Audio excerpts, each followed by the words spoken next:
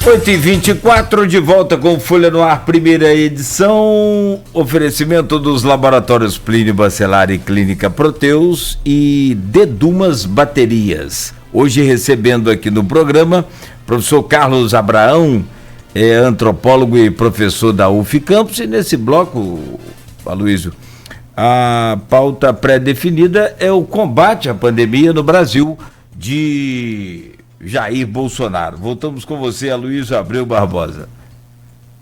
Abraão, eu falei desse assunto na abertura do programa e tenho falado aqui, porque é tanta confusão, é tanto desencontro desse governo federal, é tanta contradição, discurso que se diz num dia e diz no outro, que é até difícil saber por onde começar.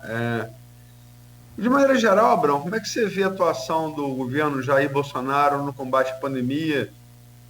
A pandemia mais grave que a humanidade vive, o Brasil vive desde a gripe espanhola, hoje H1N1, influenza H1N1, controlado, graças a Deus, aí que durou de 1918 a 1920, quer dizer, 100 anos depois é uma pandemia que o mundo enfrentou. Como é que você vê a atuação desse governo federal? Olha, resumindo, é uma atuação desastrosa, né? Em todos os sentidos é uma atuação desastrosa. Me chamou a atenção que no início do programa você fez uma síntese, né, de vários eventos. Eu fiquei observando como que você conseguiu sintetizar uma sequência de eventos. E no meio, eu me lembrei assim, ele conseguiu sintetizar, mas ninguém dá conta de tudo que foi, tudo que apareceu ali. Porque há uma chuva de informações, né? Disse num dia, disse no outro. O Nogueira falou, eu não lembro, mas teve uma vez que, não lembro quando foi, talvez 2 vezes. Então, essa sensação de incerteza, né, sobre as informações que são dadas, que marca a vivência da pandemia de 2020 no Brasil. Você não tem confiança nas instituições. E a atuação do governo federal, por que eu digo que ela é desastrosa? Porque ela reduziu, né, a importância, o significado, e tentou a todo momento, e tenta até hoje, ela tenta se aproveitar politicamente da pandemia, né? E aquilo que poderia ter sido, bastava cumprir o jogo, tocar para o lado e fazer o jogo fácil, né? Cumprir aquilo que estava sendo orientado e aproveitar da nossa distância dos centros de contaminação iniciais. A gente teve tempo para refletir, né? Demorou, a gente foi vendo acontecer na China, né? A gente viu como que chegou na Itália, a gente viu o que as pessoas fizeram na China, viu o que as pessoas fizeram na Itália, depois ainda teve a possibilidade de observar na Inglaterra e nos Estados Unidos. E o que a gente fez com todo esse repertório que estava disposto? Nada. A gente disse que aquilo não ia chegar. O governo federal adotou uma postura de negar que aquilo aconteceria no Brasil. Se você recuperar essa discussão, tudo começa com: aqui é muito quente, o vírus não se propaga no calor, né? Então não vai chegar aqui. Então sempre uma avaliação de afastamento do problema, de afastamento das responsabilidades e de subverter aquilo em benefício próprio. Eu acho que o maior escândalo com relação a isso se deu com aquele teste da vacina do Butantan, quando durante o período de testes morreu um homem, né, e os testes foram suspensos. Os testes foram suspensos. E aí a primeira declaração do presidente foi: Bolsonaro ganha mais uma vez, né? Uma pessoa acaba de morrer num teste, uma pessoa que estava cadastrada para um teste de vacina, e a primeira declaração que essa pessoa dá é de que ele ganhou uma argumentação, né? E não importa se uma pessoa morreu. Então a satisfação dele era que a vacina ela não era eficiente. E dias depois aparece o quê? Aparece que o homem que morreu, na verdade, foi por suicídio. Não teve nenhuma ligação com a vacina. Então, essa postura, ela é deletéria. E não é de graça, né, que o Brasil ocupa hoje a situação que ocupa no cenário mundial. A gente tem 211 mil mortes oficiais. Né? Se a gente for estimar aí o que não entrou nessa contabilidade, a gente passa dos 250. Então, mas sempre tem um problema, a gente sempre tem uma peculiaridade nesses diferentes discursos proferidos pelo presidente da República. Porque a nossa população é muito grande, então não tem como comparar com as outras. Né? Se eu não me engano, foi no domingo, o ministro da Saúde declarou que será a maior campanha de vacinação do mundo. Né? Ele esperava. E aí, na hora que ele falou aquilo, eu disse, não é possível, as pessoas não têm mais responsabilidade, né, por aquilo que falam. Elas não se preocupam mais com a veracidade das informações. Como que uma pessoa está esperando uma vacina que vem da Índia, né, e que uma Índia que pretende vacinar toda a sua população, como que um ministro da Saúde do Brasil, que tem 10% da população indiana, vem me dizer que a campanha brasileira será a maior do mundo? Então, há problemas, assim, ideológicos. Sem contar a China, né? Oi? Sem contar a China, que tem mais gente ainda que a Índia. Pois é. Né? Então, como é que você trata disso? Né? Tem um descompasso e uma falta de responsabilidade com aquilo que é dito, com aquilo que é feito. Vamos lembrar, a gente tinha um ministro da Saúde, que era o Mandetta, e o Mandetta vestia o jaleco do SUS, né, para a entrevista, e ia lá falar da responsabilidade do Sistema Único de Saúde, das ações que seriam feitas, etc. Tal. E aí o presidente achou que aquilo ali ia contra, né, ele, né, que muito espaço para o Mandetta, não pode, troca o ministro da Saúde. Aí bota um sujeito que tinha apoiado ele inúmeras vezes, que era o Nelson Tais, colocou o Nelson Tais, que é médico também. Né? São duas figuras de formação médica. E aí, uma coisa é você ser bolsonarista, outra coisa é você ser médico. Né? Você pode ser médico bolsonarista, mas tem uma hora que você vai ter que se colocar no mundo. E aí, você vai receitar cloroquina para todo mundo? Não sei se eu receito, não, eu vou ficar quieto em relação a isso. Tá, mas você não pode dizer que a cloroquina não funciona. E o cara foi ficando. Quando ele percebeu que ele não tinha condições de ser ministro, ele sai. Aí ele sai. E quem entra? Primeiro a gente passa um intervalo sem ministro da Saúde, a pandemia em crescente, né? Sem combate, porque não teve nenhuma administração federal. A gente passa um mês e meio, não lembro mais ao certo, sem nenhum ministro da Saúde. E quando surge a nomeação de um ministro temporário, esse ministro temporário é de formação militar, né? Um general. Por que eu enfatizo, né, a questão da formação militar? Porque a formação militar, ela te dá uma noção de atuação e de respeito à hierarquia. Por algum motivo que eu não entendo qual é, o general Pazuello acredita que o presidente está acima dele na hierarquia, né, e inclusive para apitar sobre as questões da saúde.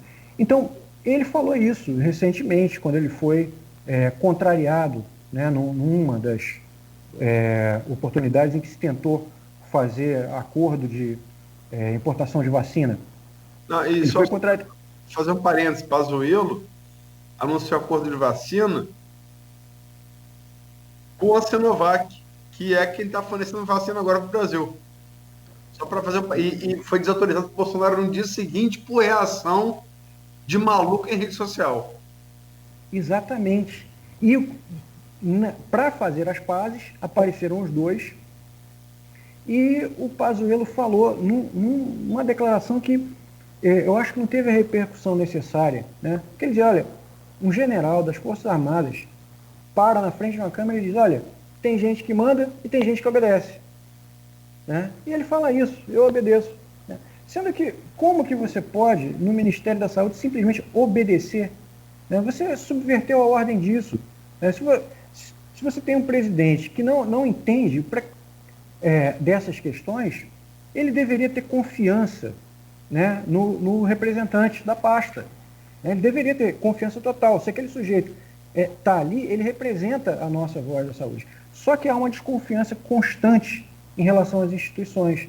Então, o Estado brasileiro, o governo federal, se centraliza em Bolsonaro, né? E tudo aquilo que vai contra, ou que se pensa que pode vir a contrariar o presidente, é um problema. Independente de estar certo ou errado, né? Se o presidente não gosta, ele troca, altera. É um Estado centralizador. Né? É uma coisa centrada naquela figura, que é uma figura que, obviamente, não domina diferentes âmbitos. Ninguém domina todos, e ele comprova diariamente que não domina. Mas não domina e se comporta como se dominasse. Essa é a parte assustadora. Porque ele é capaz de chegar para um médico e falar que o médico não sabe o que está fazendo. Né? E quem está olhando de fora pode acreditar. Isso é o que a gente vê com relação ao uso desses medicamentos mágicos. Né? Esses medicamentos você tem que ter no bolso porque são amuletos. Né? Eles não funcionam no corpo, mas devem funcionar provavelmente assim, na aura da pessoa. Né? E nem isso funciona, antes que alguém corte isso aqui e resolva entender só essa parte. Porque, como começa a discussão da cloroquina? A cloroquina, ela é inclusive o tratamento mágico da gripe espanhola. Né? Na gripe de 1918, na epidemia de 1918, a cloroquina já foi apontada. Né? A diferença é que naquela época a gente não tinha rede social, então isso não rodava com tanta facilidade. Agora não, as pessoas juram de pé junto. E a pior parte, tem médico que acredita, né? E receita. Né? Sendo que, em vários contextos, a gente não vai ter o que fazer. Né? Então você dá o remédio como uma espécie de elixir. Né? E você torce. Mas você acreditar que aquele medicamento vai ter efeito, né, é uma contrariedade da ciência. Né? A ciência. Você está contrariando todo tipo de experimento científico. O médico, o pesquisador que fez o primeiro apontamento sobre o Didier Raoult, né, ele fez uma pesquisa. Todo mundo tem direito de fazer pesquisa no âmbito científico. Você espera que as pessoas façam isso. O esperado é que você teste. Então, tem pesquisa com cloroquina, com ivermectina. Você pode testar, não tem problema nenhum. A grande questão é que você precisa testar e discutir os seus resultados. Né? Isso aí é o que vai marcar o procedimento científico. Você publica aquilo ali e os seus pares, né, vão discutir com você a metodologia que você utilizou, né, os passos que foram dados durante toda a condução do processo. E você, no fim, diz, olha, é razoável ou parece que está errado, vamos testar mais. Né? Aí depois que você testa várias vezes com diferentes equipes, etc., olha, temos um consenso. Isso funciona, isso não funciona. A pesquisa do Didier Raoult sobre a cloroquina, ela não durou nada. Foi aquela primeira explosão, que alegria, temos uma saída, e acabou, porque depois todas foram dizendo, não funciona, não funciona, não funciona, não funciona. Por que os outros pesquisadores iam dizer que não? Né? Eles estavam testando, estavam apresentando seus dados, estavam dizendo como foram feitas as pesquisas deles. E dizendo, olha, não deu certo, nesse contexto aqui não deu certo. Em todos os contextos não dava certo. Mas não, a gente tinha a pílula mágica. Né? E aí o governo brasileiro insiste na produção, né? A gente produz em larga escala cloroquina, como se aquilo fosse salvar alguém, e depois não pode dizer, olha, a gente gastou um dinheiro aqui, né? Desculpa, né? Infelizmente não serve para nada. Então vamos botar. E agora a questão de Manaus, que mais uma vez expõe isso. Né? O governo é alertado, o ministro é comunicado, todo mundo fica sabendo da situação difícil que estava se contornando ali. Né? Havia a expectativa de um colapso, sim. Né? Não foi uma coisa que simplesmente aconteceu da noite para o dia. Com mais de uma semana havia já a previsão disso. E o que o governo fez? Pressionou a Secretaria de Saúde de Manaus, né? O governo do Amazonas, para fazer o tratamento precoce. Né? O tratamento precoce é ficar dando cloroquina para as pessoas junto com ivermectina. Ou seja, queria jogar essas pílulas produzidas para lá e sem nenhum compromisso, né, com o resultado dessa empreitada.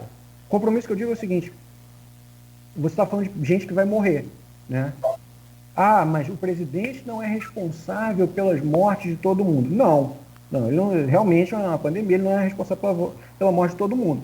Mas o Brasil tem 210 milhões de pessoas e tem 210 mil mortos, e é o segundo país com o maior número de mortes. Né? Então, dizer que ele não tem responsabilidade na condução da crise sanitária que a gente vive é ser muito benevolente, né? É se esquivar da realidade. E o caso de Manaus foi cruel, porque você viu a questão da asfixia das pessoas. Né? Você não deu oxigênio. Um governo que tinha sobretaxado os cilindros de oxigênio poucos dias antes. Né? Então não havia essa preocupação. E sabendo, a essa altura do campeonato, em janeiro de 2021, não tem mais como dizer que a gente não tem resultado de pesquisa negando a eficácia da cloroquina. E o que o governo fez, apontou como solução, foi indicar cloroquina e ivermectina para as pessoas. E as pessoas morreram, né? As pessoas morreram. Vamos lembrar que houve um momento na primeira, chame de primeira onda, ou no início da pandemia, em que circularam vídeos, né, dizendo que não havia tanta gente morrendo em Manaus. Que era, na verdade, um golpe do governo, do Estado e da Prefeitura para gerar dinheiro, captar dinheiro, e que estavam enterrando caixões com pedras. Né? E está aí o resultado novamente. A gente tem mais uma vez covas sendo abertas com retroescavadeira e um problema de morte, dessa vez por falta de oxigênio. Né? Então, você pensar no que foi a questão do oxigênio ao longo de 2020 é extremamente simbólico. Né? Um ano que você tem as queimadas do Pantanal, né? Que o governo se esquivou, mas que durante incentivou, né? Retirou verbas do IBAMA, limitou fiscalização, queimadas do mesmo jeito no Amazonas, né?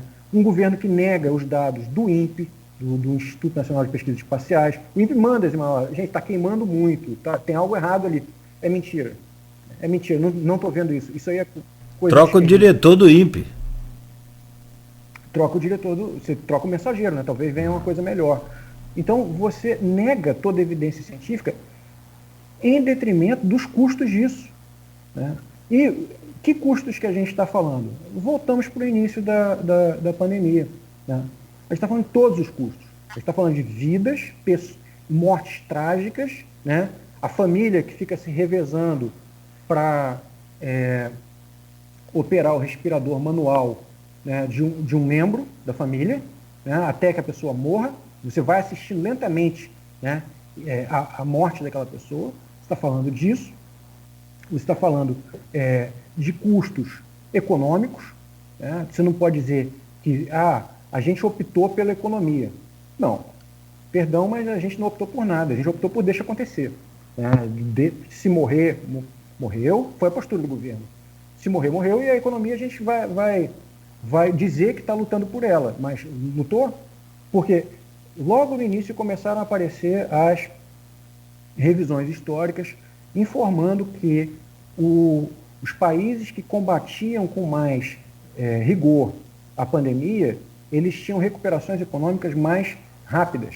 Né? Então você teria uma condição de responder aquilo. Aqui não. Vamos deixar acontecer. Né? Vale recordar a questão da imunidade de rebanho. É sempre uma coisa mágica que surge, uma informação que é distorcida para ser adaptada à nossa realidade como solução. Né? E a gente chegou ao contexto atual. Né? E, enfim, a situação ficou tão ruim, mas tão ruim, que, bem, agora a vacina é do Brasil, né? Aquela que era a vacina, agora é a vacina do Brasil. Né? Então a gente teve que ter uma mudança de discurso, tamanha a pressão, que eu não acredito também seja muito duradoura, não. Só para lembrar aí, algumas coisas sobre o que você falou, o Abraão, o DJ Raul, o médico francês especializado em doenças infecciosas, né?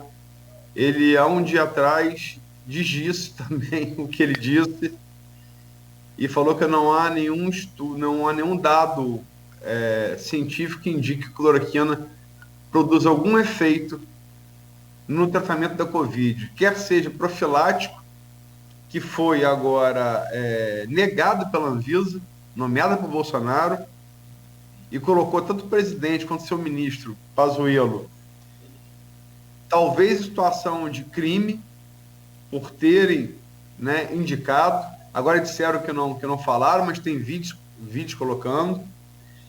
Então, o pai da criança cloroquina, um antimalárico, que é o DJ Raul, ele negou, né? Isso tem um dia atrás.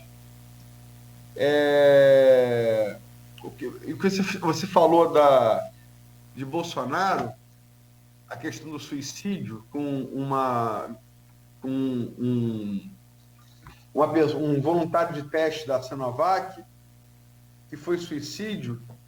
Isso foi na madrugada do dia 10 de novembro, né? Ele colocou aqui, estou lendo aqui o post dele aqui nas redes sociais, mais uma que Jair Bolsonaro ganha. Enfim, se ganhar alguma coisa na morte de outrem é um negócio complicado, né? Mas, enfim, ontem o Butantan divulgou um dado, e a partir daí a Anvisa interrompeu a avaliação dos resultados da Sinovac. E ontem o Butantan afirmou que esse atraso gerado pela crítica de Bolsonaro, a vacina seria entregue em dezembro, se não fosse isso. E calculou ontem, do atraso gerado, né, por essa ação do presidente, e por uma Anvisa que, enfim, parece ter se libertado, e ter resolvido servir a ciência e não ao governo de ocasião. O Butantan calculou ontem que deixou de produzir, até o presente momento, 15 milhões de doses de vacina. O que não é brincadeira, não é pouca coisa, né? Foi o custo gerado, né? Aí calcula aí quantas mortes pode evitar, que você vai chegar ao custo humano disso. E em relação ao outro Instituto de Excelência Brasileiro, que envolvido com pesquisa de vacina, que é a Fiocruz, que é parceria com a Oxford e com a AstraZeneca, você falou, e você, Cláudio, falaram do INPE. Eu me lembro de ministro Osmar Terra, ministro da Cidadania de Bolsonaro, que falou que a Covid, médico, a Covid no Brasil mata 2.000 pessoas e tal, e que questionou a pesquisa da Fiocruz, dizendo que não havia epidemia. Olha só que ironia, né? Que não havia epidemia de drogas no Brasil, e o ministro Osmar Terra criticou a Fiocruz, disse que estava errado o estudo, baseado em quê? Deu um rolezinho em Copacabana, viu muito drogado, segundo ele, então o estudo está errado. Quer dizer, não é difícil ver por que a gente entrou aonde a gente entrou, né? Olha, a gente agora tem que entender as causas disso, né? Eu acho que é o desafio. E são muitas causas, é um problema complexo, mas a gente está num momento de contestação e descrédito das instituições, né? De um individualismo exacerbado. Eu sei, né? Como se um indivíduo, sobretudo quando você tem um indivíduo supostamente iluminado, fosse capaz de contestar aquilo que outros estão produzindo simplesmente porque ele é brilhante, né? Então, quando você investe essas figuras de autoridade política, isso aí é catapultado, né? Sobre responsabilização, atuação do governo, etc. Eu ando pensando, por exemplo, na questão do presidente propriamente dito, né? Por exemplo, o Bolsonaro é um homem já com seus 60 e poucos anos, né? Um homem classificado como idoso. Aí você tem a representação do que vem a ser um idoso, a questão da experiência. Você tem um sujeito que participou do Exército, né? Que serviu durante um tempo ali. Ninguém entra muito nos detalhes, porque é melhor não. Mas você tem essa imagem pública, né?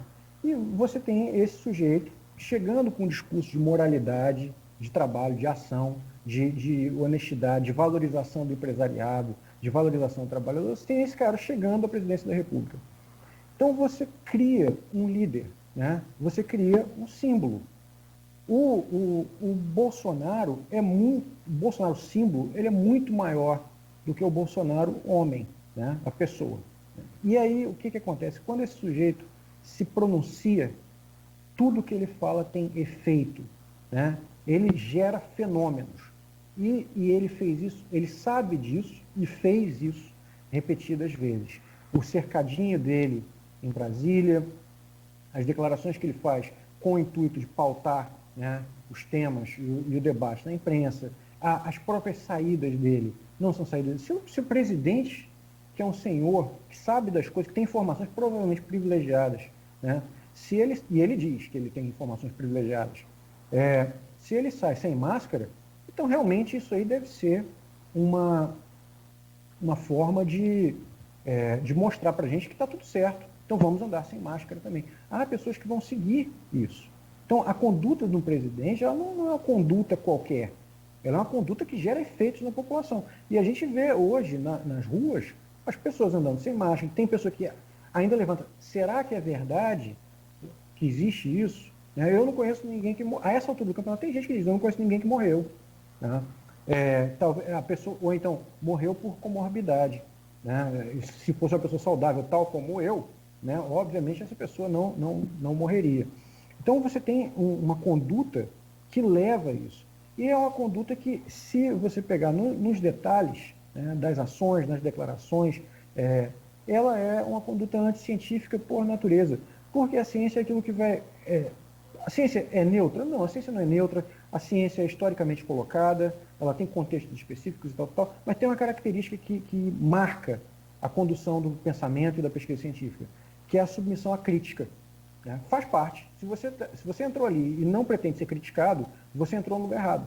Né? Você vai ser criticado, você vai ter tudo que você publicar vai ser avaliado, né? E vai ser submetido ao escrutínio de pessoas tão ou mais qualificadas que você. Né? Então, você pode afirmar uma coisa como algo provisório e perceber depois que isso não se confirma. Isso faz parte. Você pode rever. Né?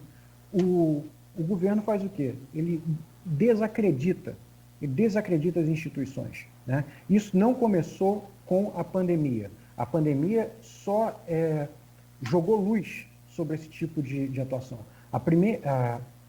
No primeiro ano de governo, em 2019, nós tivemos um ataque sistemático às instituições de pesquisa, redução das verbas públicas para as universidades, ataque aos servidores públicos. E agora a gente está vendo muita coisa interessante, porque a universidade no Brasil, a universidade pública, sobretudo, ela é responsável pela produção de conhecimento científico. Né? E a gente fala, às vezes, da ciência como se a ciência fosse um negócio muito longe, como se a ciência estivesse em outro lugar. Não, a ciência está ali. Né? Às vezes o rapaz que mora do lado da sua casa, que você acha que ele é um garoto, esse rapaz está terminando uma pesquisa de doutorado. Né? Você tem um jovem promissor, um pesquisador promissor ali dentro. E a universidade pública é o que promove esse tipo de questão aqui. E ela foi atacada, não atacada, ela foi atacada economicamente, com corte de recursos, ela foi atacada moralmente, né? Vamos lembrar das zebras gordas, parasitas, vários adjetivos negativos. Produção de droga, produção de maconha. Né? A gente teve que ouvir isso ao longo do ano de 2019 inteiro. E você está desacreditando o quê? Primeiro você gera um baque muito grande, né? Dentro daquele meio profissional. E segundo, você desacredita os resultados. Então, se essas pessoas investidas de reconhecimento político público, elas estão dizendo que essas instituições que são públicas não servem, então você pode minar, desacreditá-los. Então, quando você apresenta um estudo que é resultado de anos de investimento, pode surgir alguém como hoje o Marterra e dizer, olha, isso é tudo mentira, não acredito não acredito não. E aí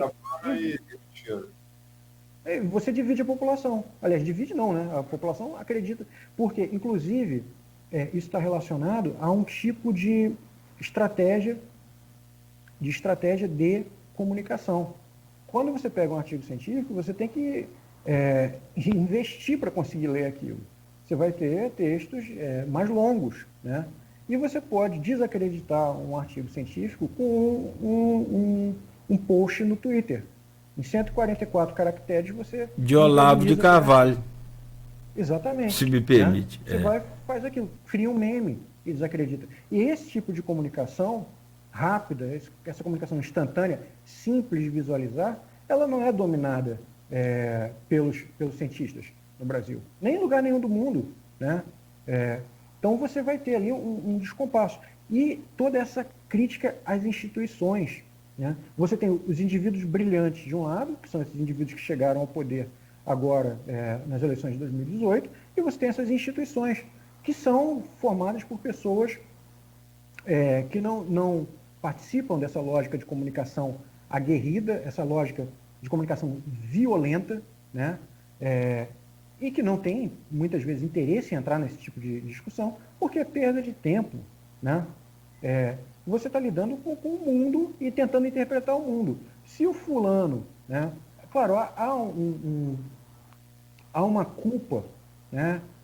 Você pode abordar por esse ângulo, de que as universidades, os pesquisadores, não só do Brasil, do mundo inteiro, eles não apresentaram respostas contundentes aos absurdos que foram sendo ditos, né? Então, hoje em dia, o movimento de terraplanistas, ele é uma realidade. Você pode dizer que ele é absurdo, mas você não pode negar que ele tem uma relevância numérica, né?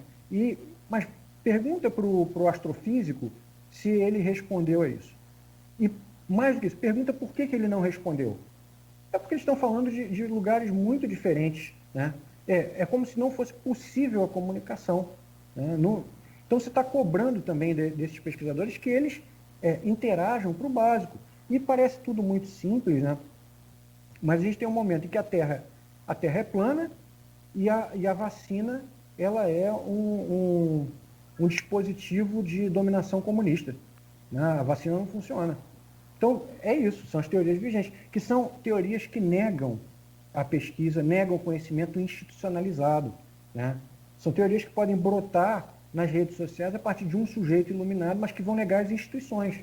As instituições estão em xeque, né? E houve um tempo no início desse governo em que vários representantes de instituições importantes do país acharam que poderiam estar protegidos. Mas não demorou muito tempo, aquilo que era um ataque à universidade começou a virar um ataque a outros sistemas. Por exemplo, o STF. Você não tem mais uma manifestação sem alguém dizendo que o STF tem que acabar, né? Que o STF é um absurdo, etc. Se tirar o STF, como é que a gente fica? Que tipo de república teremos? Você pode fazer críticas, né? Não estou dizendo que o STF seja afastado ou isento de críticas. Todas as instituições podem ser criticadas, mas criticadas dentro do limite da razoabilidade, né? do respeito, desse respeito que falta na comunicação dos nossos governantes, que acham que governam por Twitter, né? Que acham que podem acusar sem provas, acham que podem deslegitimar, desmoralizar, né? Não só instituições quanto pessoas, que basta você orientar um ataque sistemático pelas redes sociais que você pode acabar com a vida de um pesquisador, né? Com a pessoa do pesquisador. Você pode desidratá-lo, né? Emocionalmente, etc. Tal. Mas o que ele pesquisou continua lá, né? O resultado daquilo que ele fez continua lá. Então, se a cloroquina foi apontada como algo que não funciona, você pode bater naquele sujeito, né, que promoveu esse dado eternamente. Ele pode morrer, mas a pesquisa dele fica, né? E é esse um ponto crucial, né? Então, a gente vive um momento de cerco, à produção. Foi muito interessante que um senhor, diretor eu não lembro se ele era diretor do Butantan, agora me falha a memória, mas que na primeira vacina no Brasil, quando o Dória fez toda a apresentação da primeira vacina no Brasil, ele disse, olha, não falei com o governador ainda sobre isso, não sabe, mas nós estamos sofrendo ameaças há muito tempo, porque não estamos nos submetendo aos imperativos do governo, porque estamos tentando trabalhar com os dados científicos, etc. E tal. Então, há um trabalho de asfixia das instituições de ciência, né, Abraão, que são as universidades públicas aqui. como falar sobre campus daria um programa, uma série de programas à parte. O Brasil de Bolsonaro, suas causas e consequências, acho que dão um ano de programa, né? Ou um ano de teses científicas, né? Antropologia, economia, enfim, tem vários, sociologia, o que será dito sobre eles pela história, né? Sobre eles não, sobre nós, né? Nós somos o Brasil de Bolsonaro. Mas a gente tem o horário, inclusive, desculpa, tem perguntas aqui de colegas seus, do Roberto Dutra, do Jorge Gomes Coutinho, que eu não vou ter tempo de fazer, são 9 horas já, chegamos já assim ao horário marcado, mas vamos passar dele um pouquinho, porque a gente tem que falar do terceiro tema que a gente sequer roçou aqui, estabelecido, que é a posse daqui a pouco, marcada para as 11h30 de Washington, 13h30 de Brasília, de Joe Biden e Kamala Harris em Washington, no mesmo Capitólio que foi invadido no último dia 6. O representante desse pessoal que está falando aí, que se acha no direito de negar a ciência e de atacar as pessoas, supremacistas brancos de Trump, citados por Trump, publicamente da Casa Branca, e uma Washington hoje como nunca houve na história da República dos Estados Unidos, com 25 mil homens da Guarda Nacional, Washington sitiada, né? Isso nunca houve antes nos Estados Unidos. Essa coisa nunca houve antes nos Estados Unidos, com o Trump se vulgarizou um pouco, né? Mas vamos tentar dar um resumo sobre a análise que você faz desse processo e do que você espera para hoje. Olha, eu acho que a questão não é nem o que se espera para hoje, é o que se espera para uma gestão, né, dos Estados Unidos nos próximos tempos. Esse evento do Capitólio, ele encarna, ele manifesta, né, todos esses problemas que a gente estava discutindo aqui, com relação à gestão Bolsonaro, o descrédito da ciência, etc. E tal. Em que sentido? Ele mostrou o potencial destrutivo que esse tipo de fissura das narrativas sociais, de descrédito, né, e de dúvida constante pode gerar. Né? Morreram 5 pessoas, né? Um policial morreu a golpes de extintor de incêndio ali, e poderia ter sido muito pior. Né? Ele poderia ter sido muito pior. Foram 5, poderia ter sido muito mais gente, porque entrou gente armada. Mas não entrou armado com 38. Gente entrou com um carro cheio de armas, com a intenção clara de distribuir e criar alguma confusão. E isso vem de... Quem são esses apoiadores, né, de Trump? Esses que acreditam nesse tipo de intervenção? Muitas vezes são pessoas que estiveram à margem dos sistemas oficiais de reconhecimento. Né? Então, você tem ali gente do terraplanismo, você tem supremacistas brancos que ficam sonhando com um lugar de destaque na sociedade. A gente tem o que xamã, né? O rapaz que estava com os chifres e a roupa de leopardo, e que depois que foi preso disse que só comia alimentos orgânicos e que era um sujeito iluminado por alucinógenos, etc. E que vem, só um parênteses aqui, que vem, esse que xamã, esse que vem de um movimento, o QAnon, né, nos Estados Unidos, que é um movimento muito semelhante a esse que a gente vive aqui, onde um sujeito entrou na internet, fez algumas declarações dúbias, completamente confusas, dizendo ser participante do governo, né, e ali se inicia uma teoria da conspiração, né, e de que havia pessoas que apoiavam o presidente Trump numa jornada contra um globalismo cruel, pedófilo, né, completamente subversivo que marcava todo o governo profundo, digamos assim, dos Estados Unidos, todas as estruturas governamentais. Então você tem um descrédito. E é curioso que aqui a gente teve algo semelhante com o filho do presidente, que começou a fazer essas declarações, na época não dava para saber o que era, né? Mas com os twitters um pouco desencontrados, né? Mais ou menos na mesma linha. Mas isso aí reflete um pouco. E o que aconteceu com a invasão do Capitólio?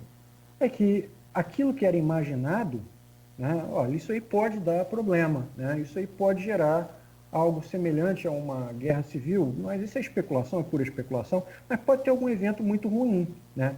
E o que o Capitólio manifestou? O Capitólio manifestou que de fato pode acontecer, né, e que tem potencial, porque entraram pessoas, né, dezenas, centenas de pessoas entraram num prédio que é uma instituição considerada um templo democrático, né? Porque se você perguntasse a qualquer um qual era o lugar da democracia no mundo, né, os expoentes são os Estados Unidos da América. Né? E aí acontece aquilo ali. E parece, tem muitos traços de um comportamento extremamente autoritário, de você entra num prédio sem ser convidado, senta numa cadeira sem ser convidado e põe os pés em cima da mesa. Né? Ecoa um certo discurso do tipo, eu pago impostos, eu tenho direito, isso aqui é meu, você é meu funcionário. Né? Isso aí foi algo trabalhado ao longo dos últimos anos. O que se espera de Biden, em primeiro lugar? Manifestantes para os policiais. Sim. Isso foi tentado pela mulher, que foi a primeira morte, com o tiro no ombro, que acabou morrendo. Ela gritava isso enquanto se arremessava uma cadeira numa porta de vidro, que mesmo sendo reforçada estava cedendo, e era literalmente a última fronteira física dos manifestantes para os congressistas. Foi gritado por ela, era gritado quando ela tomou o tiro e acabou morrendo. É um cenário muito trágico, né? E qual é a expectativa em torno de Biden? Biden é um político de caráter mais conservador, mas ele é um articulador, né? Ele é um sujeito capaz de negociar, de aceitar as diferenças, etc. Aparentemente ele vai ter um papel, né, de reduzir essas tensões e vai ter que lidar com esse grupo de insatisfeitos com a derrota de Trump. E vai ter que lidar com todos os problemas deixados por Trump. Porque se o projeto de Trump era desconstruir o governo de Obama, todo o legado do governo de Obama, esse agora é o quê? É desfazer o legado de Trump. Inclusive esse legado diplomático. Né? É um legado de uma diplomacia virulenta, uma diplomacia agressiva, uma diplomacia de negação dos acordos, né, e dos entendimentos, não dos entendimentos propriamente ditos, mas, sobretudo, da busca pelo entendimento. Né? Da compreensão de que não dá para ganhar em tudo e que você não pode pegar a bola e sair e acabar com o jogo, né, toda vez que você for contrariado. Você tem que ceder. Né? Então, o Trump ontem, naquele discurso, ele, como você bem colocou no início, ele mostra um recuo em relação a essa agressividade. No entanto, ele dá a entender que ele não está morto, que ele pretende voltar, né, e deseja sorte, mas eu estou aqui. Né? E um ponto curioso é que ele fala que ele nunca se envolveu, ele foi o presidente que não se envolveu em guerras. No entanto, ele lançou um drone, um míssil, né, matou um general iraniano e criou uma grande confusão, né, com o Irã. Foi um momento em que o trato diplomático com o Irã permitiu a retomada do enriquecimento de urânio. Então você tem ali problema. Ele não me envolvi em guerras, mas passou por um fio, né, e teve potencial. Né? Esse estilo diplomático ele pode ser extremamente conflituoso. Né? Então o que se espera de Biden, sobretudo no início, é uma mudança de postura com relação à diplomacia, né? Uma mudança de postura no que diz respeito ao tratamento da pandemia, que foi negada também por Trump. Né? A primeira vez que eu ouvi falar de cloroquina, por acaso, foi com o presidente Trump. Né? E que depois teve aquela... O que eu falo desse potencial das palavras de um governante, de um presidente, se materializa no caso de Trump, quando ele diz para a população que basta você toma uma injeção, bebe desinfetante, e pessoas fizeram, né? Pessoas fizeram aquilo. Então, não são palavras ao vento, né? Oi? Não, foi mesmo. A história realmente é exatamente essa questão do desinfetante que a gente acaba esquecendo no dia a dia, né? E que bom que o professor. Cara, como antropólogo, você pode fazer com uma população que ouve um camarada dizer que bebe desinfetante que cura e o cara bebe? Boa, Ele boa. É o líder. Ele é o líder da nação, ele encarna. Ele não é uma pessoa. Esse é o ponto, ele está investido de uma autoridade muito maior que ele, né? Então, para algumas pessoas, ele tem esse componente de um conhecimento, e ele não estava sendo irônico, né? Se a pessoa confundiu a ironia dele, pronto, deu problema, né? E a gente tem isso muito aqui, né? A gente não pode subestimar o poder desses cargos, né? Com figuras que queira ou não, né, tem um potencial de carisma, né, são lideranças influentes. Elas conduzem a ação. O grupo que invade o Capitólio, esse pessoal estava conversando, planejando, não, a gente vai lá, né, todo mundo se conhece, morava na mesma vila? Não. Né? Essas pessoas vieram dispersas. Muitas delas não se conheciam. Né? Algumas eram conhecidas e tal, mas no geral não. Mas elas entendem que é um chamado patriótico. Né? O presidente falou, é para ir. Se o presidente autorizou, então realmente, né, eu posso jogar uma cadeira naquela pessoa que está na frente, porque aquela pessoa que está na minha frente ela é menor do que o presidente. E como ela é contrária ao presidente, ela não é boa, né? Então eu posso jogar a cadeira. Então você gera esse tipo de responsabilidade, um presidente precisa ter.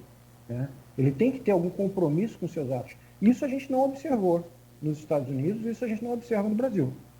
Há um distanciamento de tudo quanto é responsabilidade. A Biden tende, né, a trazer um grau de previsibilidade, de responsabilidade com relação... Exato. Ou normal? Não tão normal porque o nosso contexto é muito favorável, mas é algo mais previsível, né? Sim, a política que a gente conhece, né? Alguma coisa assim, que você fale com a pessoa, ela responde e você tem uma ideia do que aquele diálogo vai render. Né? Chegamos a uma conclusão. Não uma coisa do tipo, a pessoa me disse isso, né? Lembrem do que o Mandetta falou. Não dá, né? Ele disse mais ou menos, não dá. O camarada conversa com você, diz que vai fazer uma coisa, ele sai dali e faz outra. Né? É mais ou menos por aí. Essa falta de previsibilidade que caracteriza as instituições. E tem as questões práticas, né, que o Biden vai ter que lidar. Por exemplo, a questão das famílias de imigrantes ilegais, né, aquela separação de pais e filhos que o governo Trump fez desde o início, que é uma questão muito delicada, né, cruel em diferentes aspectos. Vai ter a questão dos acordos que o Trump não aderiu, então o pacto, o Acordo de Paris, a questão da anunciada saída da OMS, né? Isso aí provavelmente vai ser revogado. Então você tem questões práticas também e essa questão da diplomacia, né? A diplomacia de soco na mesa, ela tende a ser desfeita. Vou fazer mais uma série de programas. Eu particularmente acho que vai ser desfeita ter o soco na mesa de maneira interna, mas em questão, por exemplo, ao clima, o soco na mesa vai haver. Né? E a indicação de John Kerry para pisar do clima dele é uma indicação muito séria disso.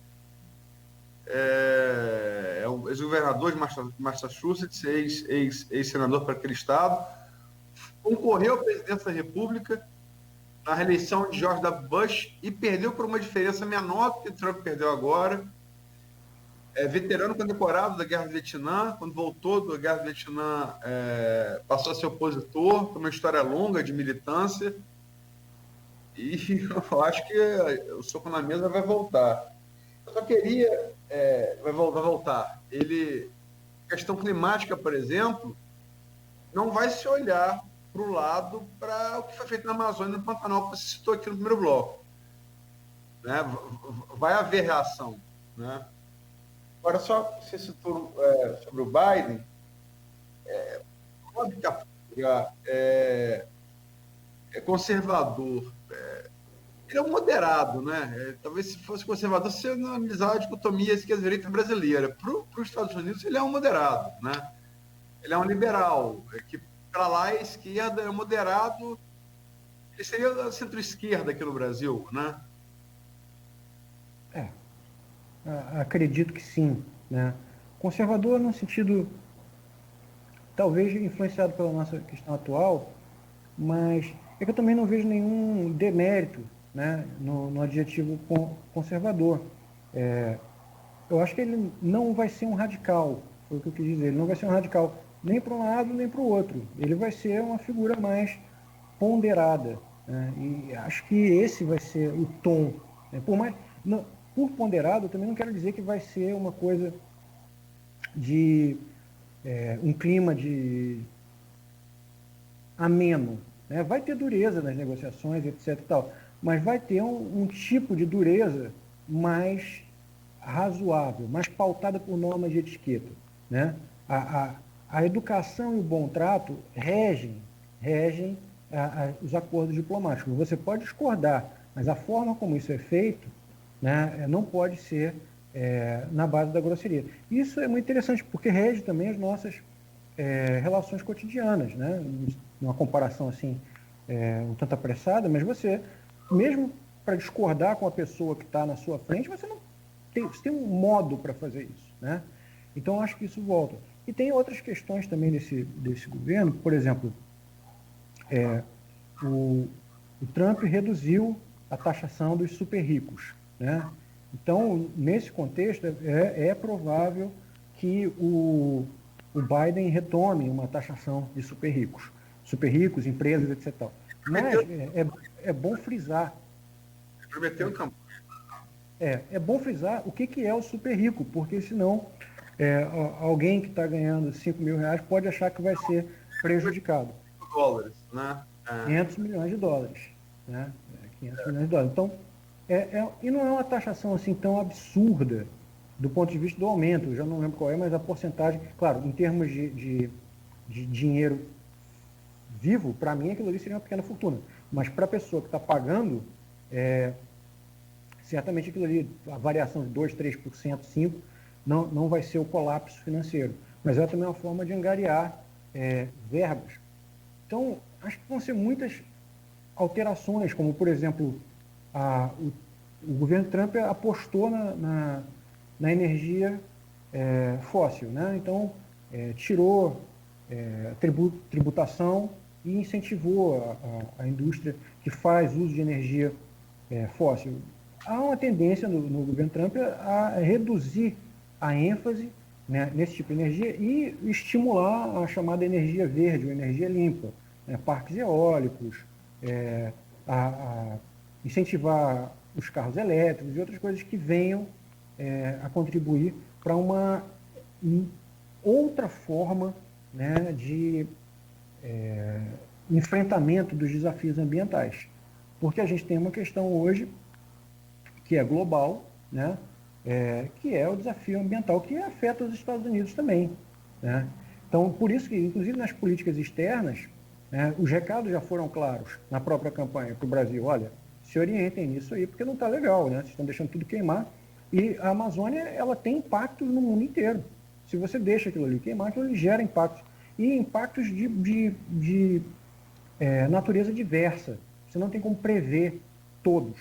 Né? Você prevê alguns, seca, vendaval, tempestades, você tem várias coisas possivelmente previsíveis. Mas tem outras, por exemplo, que já estão no radar de diferentes pesquisadores com relação a novos ciclos de pandemia. Você tem problemas ali que podem ser gravíssimos para o quadro econômico e social, não de um país ou de outro, mas do mundo. Né? E a gente viu essa sociedade de risco que a gente está teorizando há alguns anos, a gente viu ela se manifestar agora com essa pandemia. A gente já teve outros episódios, Chernobyl, por exemplo, né, que você vê como que uma coisa feita no local pode afetar o resto do mundo. Então, há que se entender que esses discursos nacionalistas que têm sido propagados nos últimos anos, eles têm limitações, né? Você tem peculiaridades nacionais? Tem, mas você não pode entender hoje como se você tivesse uma cerca na sua fronteira, né? Você tem que dialogar, e esse diálogo não pode ser na base da força, nem na base da pólvora que você não tem, muito menos da pólvora que você tem, né? Porque no caso dos Estados Unidos aí vira um outro problema. Mas há questões que a gente entende que devem ser profundamente alteradas. A gente vai ter uma mulher, pela primeira vez, na vice-presidência dos Estados Unidos, uma mulher de origem étnica, que não é branca, etc. E tal. Então, você tem ali já um cenário, né, que vai de um governo que tende a ser menos bruto, menos violento, menos preconceituoso, né, e discriminatório do que é o que a gente teve com o Trump. Só de trazer algum grau de previsibilidade de ação já é uma maravilha. Você sabe o que aquela pessoa fala, ela pode até não fazer, mas ela tinha aquela intenção, né, já melhorou muita coisa, né? O mercado reagiu a isso, né? Você ter o Biden eleito, a Bolsa de Valores sobe, né? Por quê? Porque eles são bonzinhos, eles querem um mundo melhor? Não, eles precisam de previsibilidade, né? Eles precisam de algum grau de razoabilidade, de racionalidade. Não dá para ser tudo na base do grito, do eu acho, eu achava ontem, não acho mais, eu não disse aquilo, né? Tem vídeo? É mentira o vídeo, né? Não pode ser verdade, foi editado, fake news, né? Então é muito complicado. Então há uma expectativa positiva para o Biden, não no sentido de ser de direita, de ser de esquerda, mas no sentido de ser uma figura mais razoável, né? Uma figura mais polida, talvez seja a palavra mais adequada. O Biden, na verdade, ele ficou uma parte da... O problema, a eleição dos Estados Unidos, ela está tendo muito problema, é igual a Copa do Mundo, né? Todo mundo vira especialista. Uhum. E muita gente opina sem um mínimo conhecimento do processo formativo dos Estados Unidos. Você não pode aplicar dicotomias brasileiras e plantar ferro e fogo, porque são processos totalmente distintos. E você vai cometer o mesmo erro se alguém de lá fizesse isso para aqui, para entender o Brasil, né? A eleição do colégio eleitoral, que é fruto do federalismo no início das três colônias, a questão das próprias milícias, que lá tem um significado completamente distinto do que tem milícia aqui no Brasil, né? Está no processo formativo também. Você falou da guerra civil.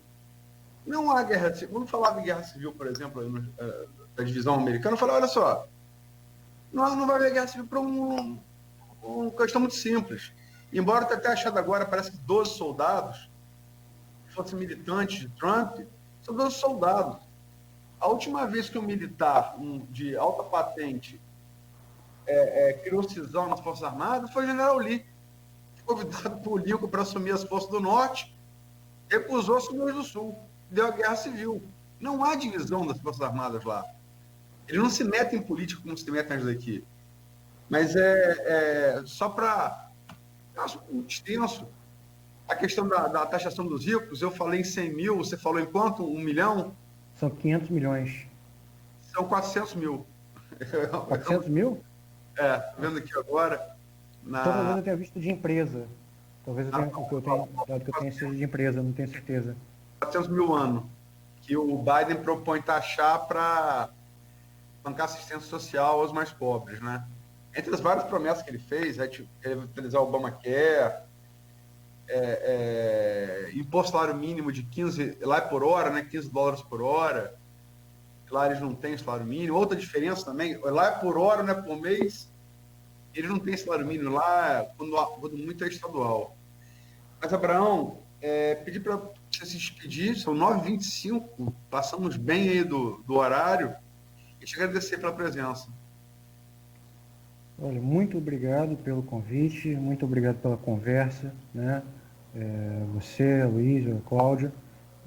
Acho que é muito importante a gente manter esse ciclo de diálogo, né? E trazer um pouco de reflexão, né? Que eu acho que o programa Folha no Ar tem feito, assim como o jornal, né? Trazendo diferentes posturas, diferentes perspectivas sobre questões que não são questões distantes, né? São questões que marcam o nosso dia a dia e que são visíveis assim que a gente olha para o nosso entorno. Então, te dar os parabéns mais uma vez pelo programa e agradecer, né, pelo convite e muito feliz de poder participar. Obrigado e bom dia para todo mundo. Nós que agradecemos, professor. Obrigado aí pelo carinho, né, pela paciência e excelente entrevista, muito bem comentada, aliás, aqui em nossas redes também. Um grande abraço, bom dia para o senhor. Bom dia, Cláudio. Aloysio. Agradecer ao Abraão, desculpas que da outra. Ele perguntou, dessa vez eu vou contar com a sua presença? Dessa vez não tem jeito, a Raul está de férias, você vai ter que se contentar comigo. Vai ter que ser. Seria bom que a Raul estivesse aqui, porque sempre colabora muito com o debate, né? Também. Agradecer a presença dele, eu acho que é muito importante as discussões levantadas aqui. Cada tema daria um programa em separado. Acho que a sociedade de Campos, como de maneira geral, brasileira, precisa dessa discussão, dessa oxigenação de ideias, né? Aceitar a discordância, discordância de ideias, não de pessoas, né? Não precisa virar inimigo de quem você eventualmente discorde um ponto ou outro, né? São apenas discordâncias de pontos de vista. E eu acho que esse programa ajudou muito nisso. E anunciar que amanhã a gente vai estar aqui trazendo outro acadêmico de Campos, o historiador João Monteiro Pessoa, professor do IF Guarulhos, né? Sim. E amanhã já falar da posse, né? Sim, esperemos sim. e da posse de Biden, Kamala Harris, como o Abraão bem falou aí, primeira mulher, primeira negra, primeira descendente de asiáticos e de caribenhos, que o professor, ao falar, sempre lembra, por ser cubano, também é a primeira de caribenhos, é verdade, ela é filha de um jamaicano e de uma indiana, né? Assumiu o cargo de vice-presidente dos Estados Unidos, e lá, em outra das diferenças, né, é presidente também do Senado Federal.